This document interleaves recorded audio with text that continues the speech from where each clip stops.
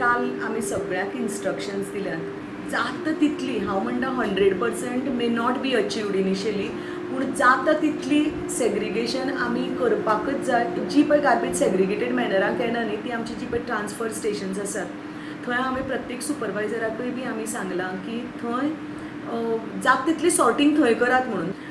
Plus काल सगळ्याक public notices गेल्यात की आमकां आमी only we will pick up segregated waste.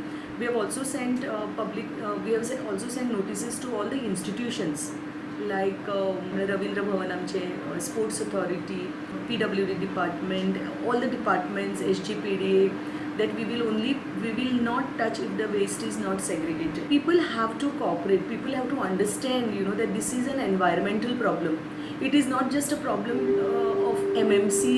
So yesterday when there was a high part committee meeting, I also addressed this issue that we get about 12 to 15 tons from the dark spots which comes from around Madgaon kiva coastal beltatlan we get large amount of waste which is basically the restaurant waste.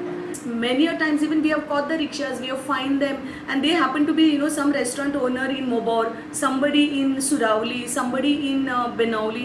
We even know the people who have sent it because the person who was caught has told us that, because probably they hire a contractor and they ask them to take it and they come and put it over here. So yesterday when this issue was brought up, I think CS has clearly told the people involved, including the DMA, he requested that we have to have decentralized mechanism, decentralized way of composting the wet waste.